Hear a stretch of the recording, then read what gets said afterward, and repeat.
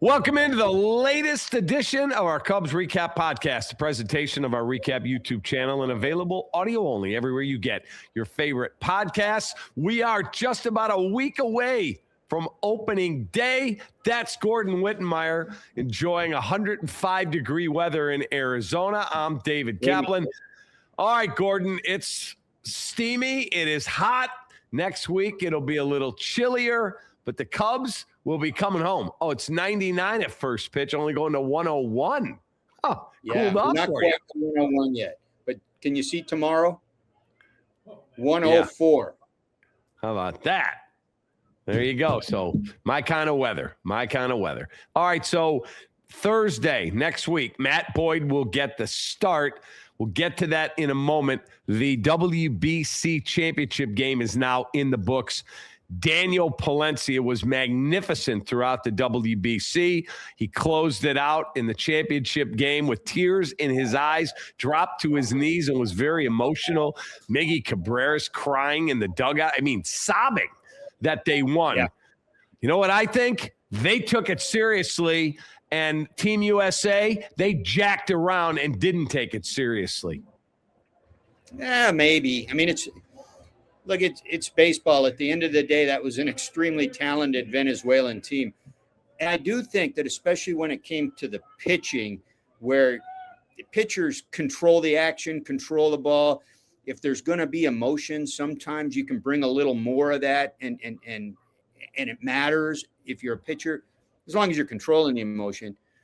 I think they were more motivated. Sure. Why wouldn't they be? For all the stuff going on in their home country and all that it meant. And they're the underdogs, and they've never been to the semis, never mind winning the thing. But, I mean, that was a really talented U.S. team, and I don't think that they rolled over. I do think they rolled over in the fourth game of the pool play because DeRosa didn't know that he needed to win. That's a joke. How can the manager of the team say, we've already clinched, I'm going to give Goldie a start because he deserves it? Mark, you haven't clinched yet. What? He had no idea. Yeah. No, you're right. And, he's really worn that big time in the tournament. But, hey, the U.S. has the U.S. won this? I don't think the U.S. has won this thing. Since 06. First time since 06. So this would have been the first time. I thought Japan won. I thought Japan won the first two. I thought the U.S. won it in 06. Jimmy Leland was the manager. I mean, the fact that we're sitting here debating this, whether it happened or not, means it doesn't happen very often. If it's happened, the U.S. doesn't necessarily have the best baseball players in the world, certainly per capita. I mean, I think they've got, Tarek Skubal and Paul Skeens. You got two of the best pitchers on the planet, if not the best pitchers on the planet. Sure. And for a while, that was Clayton Kershaw. And for a while, that was Jacob deGrom, U.S. guys. Sure. And, the Mike Trouts of the world, et cetera. But, I mean, come on. There's great talent everywhere, especially in Latin America and Japan. By the way, 2017 was when they won it. 17. So that was 3 ago, because there was that long gap because of the pandemic. Yeah. So and then DeRosa wants to move it to in season. That is the stupidest thing I've ever heard. That would be dumbass. Yeah. You can't do that. He probably wants to do that so that he can use fully stretched out Paul Skeens and fully stretched out Tarek Skubal. Right. And get 7 innings out of those guys. Yeah, sure. Correct. Well, whatever. This is fine the way it is. And by the way, this doesn't have to be. This was cool for baseball. This was really cool for baseball. It was amazing. It was amazing. As far as it did, that you had Venezuela win the thing. That was cool. This doesn't have to be a wave the flag and be all patriotic thing. This is a world baseball stage. That's why they call it the World Baseball Classic, right? All right. And we see these players on all these teams in the U.S. all summer long going forward. They can be our favorite players and be from the Dominican or Japan or wherever. It's cool. It's cool the way it ended. It doesn't have to be U.S. winning every year. All right. So Daniel Palencia closed it out. He was magnificent the entire WBC. And yesterday he gets Roman Anthony. He gets Aaron Judge. I mean, he was He blows away Schwarber. He was locked in. Super cool to see as he went through these guys multiple games. Yeah. He didn't give up a hit in the tournament. How about 9 that? strikeouts, 9 of his 17 outs, or 9 of his 17 batters. When Craig Counsell announced him as the closer like a month ago, oh, yeah, we're going to roll with Palencia. He knew exactly what he had, that this kid's ready to take another step. Did you see the last pitch he threw? Yeah. 99.7, but with movement and because of the extension that he brings that pitch with, it felt like 101 plus to the batter. With movement, I mean, that's impossible to hit. That's as close to impossible to hit as there is. So all props to him. And dang, the thing is, when he threw that glove after the last out, and I don't know what he threw harder, the last pitch or his glove. Yeah, but he was so fired up. All right, let's talk about Seiya Suzuki was injured in the WBC. Craig Counsell said yesterday has got a strained posterior cruciate ligament, a PCL. There's no DL. He can continue baseball activities. It's just how much pain he can handle, but there's no further damage, not treatment needed, any of that. Do you think he plays opening day? Do people realize the bullet that they dodged with this guy? Yeah, two things can be right at once, right? Two different things can be right at once. I don't think he opens it. I think it'd be foolish to even try to open him. You got plenty of depth. You can start Matt Shaw out there. Hell, you can start Michael Conforto out there if you want to put him on the roster. That's fine. You'll be fine. They play the Nationals and the Angels out of the chute. If you put him on the IL and he spends the minimum time on there, it's only a week anyway. It's only 6 games. Big deal. What you don't want to do is push this thing and have the inflammation linger and be a thing. I mean, the guy already is a hack half the time in the outfield. So you don't want to make that any worse. You want him to be as healthy as possible. Plus, he's a big power source in your lineup. We know that. When he gets hot, he's close to as anybody else in that lineup is being able to carry the lineup for a while. So you just get him right. It's so early in the season. The weather's going to be iffy. Just get him right. If it takes a week, if it takes 2 weeks, who cares? But it would be foolish to start him on the roster. And I don't think that's going to happen. All right, let's talk about the rotation as we head to opening day. Matthew Boyd, correctly prognosticated by me, by the way, on this podcast, is going to get the start. Take that, Gordon. He will get the start. He's going to get the start. Who's going to pitch number 2? Is that Cade Horton? Do you give it to another veteran like Jamison Tyone, who, by the way, had an awful spring? Awful. I mean, he looked like shit. Any concern? Yeah, well, he pitched briefly in the WBC. But I just wrote down some WBC info. What did I have him doing? Oh yeah, he didn't look. He gave up 1 earned run in a start that lasted almost 4 innings.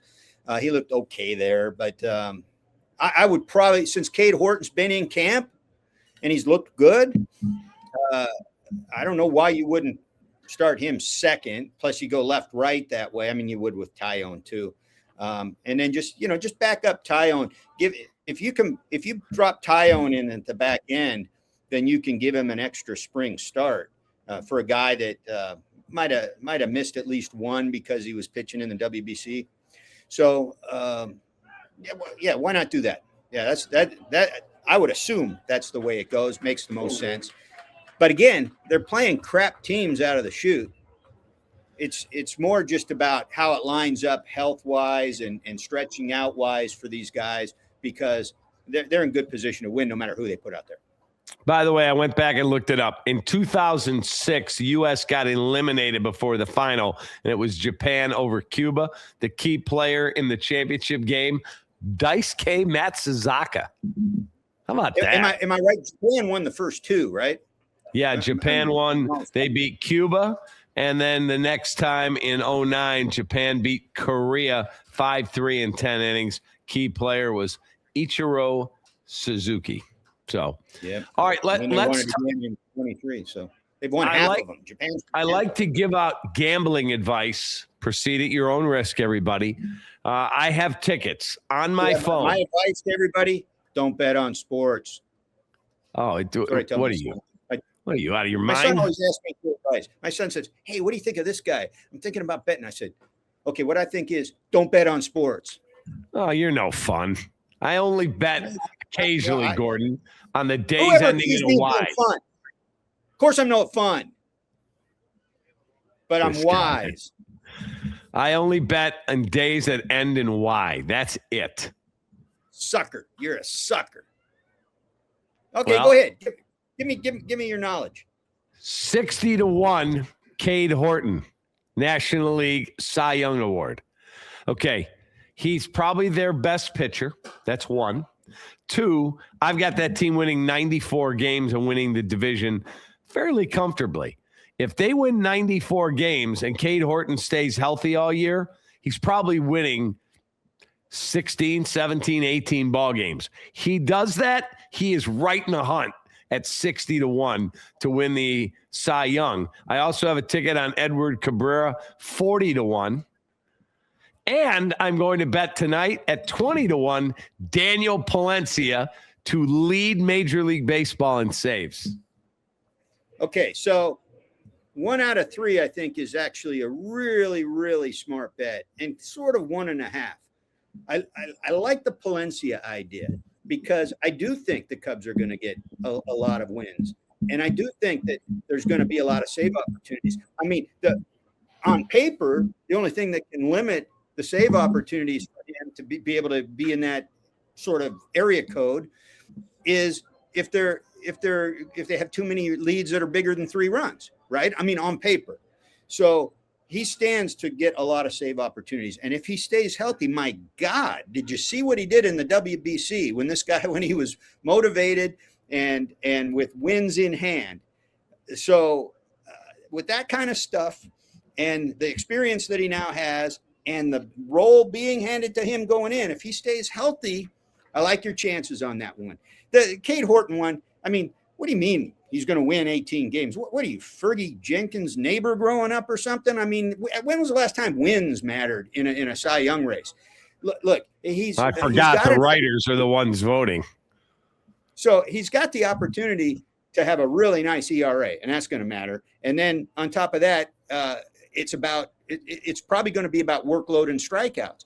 Well, good luck beating Paul Skeens on that. I mean, as much as I do have respect for Cade Horton and his ability, and I do think you're right. I think he's best pitcher on the staff. I don't think, even with last season under his belt, I don't think they're going to give him the runway to be among the league leaders in innings pitched. And that's usually one of the things that's looked at. I do think Edward Cabrera could be a sneaky good bet for that, because this is a guy that we all know what kind of stuff he has. When he's been healthy, he's really looked good and put together some numbers. If this is a really nice comfort zone for him as he comes over into this situation and it clicks for him, you could see a breakout season, a 32 start breakout season for this guy. So I think that's possible. Yeah, he had an outstanding start a week ago where he was just virtually unhittable. His stuff is so nasty. And then Horton started the other day, late last week, 5 innings, 10 strikeouts. I mean, the spring training, none of that shit matters. None of that shit matters. The only thing that you can say, well, hey, it's Arizona, which is a tough place to pitch, when it's spring training and this hot and the whole thing. Yeah, okay, fine, whatever. Nobody's going to remember any of that crap once the season starts. And see, Gordon, my trained eye watches these guys touching the gun at 98, 99, 100 with movement. I've got to try and teach Ryan how you watch some of the movement. Is that your basketball coach insider eye? Yes, that's correct. That is correct. All right, so as you've gone through the Cactus League, other than the Cubs, who have you liked, players or teams? Yeah, as you know, I'm around the Reds all the time. Yeah. And so even with Hunter Green, going to miss half the season or more because of some elbow surgery, debridement that he had a week or two ago. They've got enough starting pitching depth. They can stay competitive, and they've made their bullpen better. And they got Gino Suarez behind Ellie De La Cruz. And Ellie De La Cruz is healthy this year, and he's reaching that point in his career where if you want a sneaky good bet, kind of like your Edward Cabrera bet, if you want another sneaky good bet, put a little on Ellie De La Cruz as a non-favorite to win the MVP, because he's got the kind of skill set that if he's healthy all year can put up numbers, and especially now that he's going to get more pitches to hit with Suarez behind him in the lineup. I think he's got a chance to get to another level, which is saying something for a two-time All-Star. Hey. So I think the Reds can have no margin for error. The Cubs do. The Reds don't. But if the Reds stay healthy, they could give the Cubs a run in the division. I think this is the year that the Brewers finally take a step back, although I don't think they're going to fall off the map or anything, but I don't think they're going to be real contenders for the division. The Pirates, watch out for the Pirates. Those suckers are going to be better this year. Hey, when you see my friend Eugenio Suarez, and that's what he calls himself, I have audio that Jesse Rogers, our friend, went up to him before the trade deadline and said, hey, my guy Cap back in Chicago wants you on the Cubs. And he said, let me send him a message. And we played it on the radio today. Hey, Cap, this is Eugenio Suarez. Maybe I see you in a day or two. Oh, yeah, that's my guy. This last year? This was last July. So make sure when you see Eugenio, as he likes to be called, Eugenio, Cap, you remember the message you sent to him last year? He sends his regards. I like that dude a lot. I think Pat Hughes pronounces it Eugenio. Yeah, and I have the audio of him saying, hey, Cap, this is Eugenio Suarez. That's what he calls himself. Who are you gonna trust? You gonna trust Pat Hughes, or are you gonna trust your lion ears? I'm gonna trust my lion ears, 100%, 100%. As you've seen the Cubs, what has concerned you? I know we've got the Suzuki injury. I don't think it's going to be a major problem. And then we talked about Jamison Tyone. He hasn't been great this spring, but Matthew Boyd, Cade Horton, and Edward Cabrera, that's a pretty good threesome to have there. And then I watched Jackson Wiggins throw. That dude's got nasty stuff. Nasty. He's not going to be on the team now, but I wouldn't be shocked in May to June if he is. Yeah, I mean, that's a hell of a talent in the wings. I'm not going to argue with you on that. I mean, their starting pitching depth is good. They've got frontline guys, they've got veteran guys with playoff experience, they've got guys with stuff, they've got hard throwers, and they got a top prospect coming. So, I mean, I give you that, and I think more of Shota than you do. I think Shota's going to be a contributor, but hopefully. I'm going to bring something up to you, because I don't think you know shit about pitching in general. Because our old friend, Jose Quintana, is out here pitching today at the game tonight. He's been putting up zeros all afternoon. I thought you just got done telling me spring training doesn't mean anything. It doesn't, but I've got a trained eye because I've been around baseball a lot. I don't have one of those basketball insider eyes trying to judge baseball. Wow. and so, I'm watching him. And all he does is just compete year after year after year. He puts up innings, except when he cuts his hand on a broken glass right before the season starts in Chicago. But I'm gonna give you some perspective. Jose Quintana is 37 years old, and he's pitched 14 years in the big leagues, and he's got 32.9 WAR, right? For whatever that's worth, according to Baseball Reference. 113 and 110, 383 career games, 357 starts. 3.76 ERA. Now, that's the one I'm circling. But you can, if you like WAR better, fine. Here's a list of guys who Quintana is better than, both in terms of WAR and ERA. Jake Arrieta. Oh, God. Yeah, okay. 10 more. Both have one All-Star appearance. How many Cy Youngs does he have, Quintana? Because I know Arrieta's got one. How many no-hitters? Because I know Jake's got at least 2. Then what do you do the rest of his career? I'm telling you, Quintana's been this metronome, right? So Kyle Hendricks doesn't have as good an ERA, right? Kyle Hendricks won an ERA title. Remember when Kyle Hendricks had one of the top 5 ERAs in the game? Right up there with Kershaw. Jose Quintana, better career. Yeah, and we're talking 12 years Hendricks, 14 years Quintana. He's got better ERA than Jamison Tyone. Tyone's got no all-star appearances. You want to go back a few years? You want to go back to somebody else who's got 14 years and won 20 games for the Cubs one year?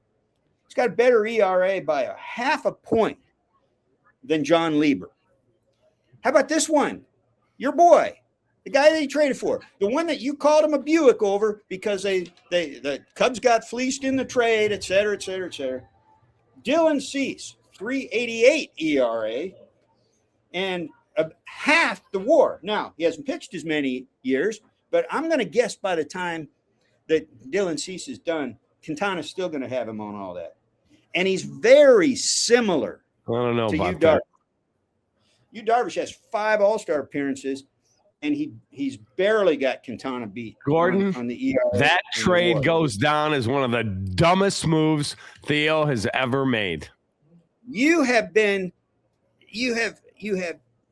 just thrown this guy under the bus. You've abused him constantly, and it's How not have I warranted. abused him? He's making millions of dollars. I'm doing my job. Are they that thin-skinned? They got what, 3 years of club control out of that deal, and Who gives a shit about club control? That's the same nonsense Theo said to me. Yeah, do you see the contract? I said, you let me know when the pages walk out to the mound and It throw was a hell of a value, and he did pitch well. If not for him, they don't even get to the playoffs in 17, and they wind up getting to the LCS again. If they had listened to me and they had gone and gotten Verlander, who wanted to be here, guess what? They not only go to the playoffs in 17, they might have won it again. Guess what, Cap? They would have fucked up Verlander. You know why? Because Houston had a state-of-the-art pitching lab at the time. They had analysts that did things with Garrett Cole, too, and turned him into this world beater. They're the ones. They beat on garbage cans. They're the ones that in tandem with Verlander got him back on track. I'm not convinced the Cubs would have been able to do that. And they didn't know that the reason they didn't go after him was because they were afraid he was done. They didn't go in and look and say, we think we can fix him. The Astros did. The Cubs didn't. The Cubs would have been at a loss bringing him into the organization. I think they made a good deal. And you got to lay off my guy Quintana. Oh, my God. Because you're wrong. So take that. Yeah, tell him to go back to the White Sox. He can pitch in a non-pressure environment and be great. That's what it was when he came over. He stepped into the big leagues. He went, shit, there are actually people here. Wow, those seats actually have bodies in them, and they get angry. Yeah, he actually pitched well. So he pitched very mediocre. Just admit it when you're wrong, man. All right, how many wins you have for the Cubs before I let you go? Because I have them 94 wins. 94 and 68. What won the division last year? 97, 96, 97? Yeah, they won by 5, 97 and 92. Okay. I don't think there's 97 wins for one team to get in that division, coming out of that division this year, because I think the division's deeper this year. So I would say winning the division winner might have in the neighborhood of 94, and there might be 3 teams that have 87, 88 plus. And I would safely put them in that. On paper, they look like the best team in the division. So 90 to 95, I think that's reasonable. Now, that said, I think there's one other team in the division that has a chance to crack 90 if things fall right, especially if they get off to a good start, and that's the Reds. That's the Reds. The Reds they don't have enough pitching. They're not winning 90 games. Cubs win this thing by 7 or more. Have you looked at any friggin' roster outside of Chicago? Any roster? Yeah. You have any idea? The Dodgers have great pitching. There's some front line players on that roster for the Reds. And if they put it together as a group, that lineup was slightly below average last year in a hitter's ballpark, which is crazy, which is stupid. And they've got a lot to prove. But with Suarez in the cleanup spot and a healthy Ellie De La Cruz back and Matt McLain looking like he's healthy, like he came out of the chute as a rookie in 23, it's possible that they could catch lightning in a bottle. A lot of things can go either way with a young team. And like I've said, they have no margin. But if they're still in it in July and Hunter Green comes back on schedule at full strength down the stretch, it could be a race, mate. Is Gordon just like a nickname people gave you? Because obviously your birth certificate says Homer Wittenmeyer. I mean, my nickname is Red. Wow. I'm just telling you. I used to have a full red beard. Don't be shocked if the Cubs win 97-100. Don't be shocked. Remember, I told you that. Hey, Gordon, you want some Cubs Kool-Aid? I got a fresh batch in the cooler here, man. Yeah, I'm assuming it's all gone because of the guy that I'm sitting here talking to. Sorry for my guest appearance, but I'm trying to speak some reality into this podcast. Okay. Yeah. Just remember. I'll remember when you're not at the window collecting any winnings. That's what I'm going to remember. You got the money on the wins too? If you put down. Yeah, over 88.5. Okay. Well, good luck. Gordon, have a wonderful rest of your day. Enjoy the heat, man. Oh yeah, I will. All right, we'll see you back here in the studio. We'll see you here in the studio next week when we do a roundtable around the division. Sounds great. All right, there he is, the great Gordon Wittenmeyer. I'm David Kaplan. Thanks for listening to the latest edition of our Cubs Recap Podcast, a presentation of our Recap YouTube channel, and available audio only everywhere you get your favorite podcasts. Have a wonderful day. For Gordon, for Cap, see you.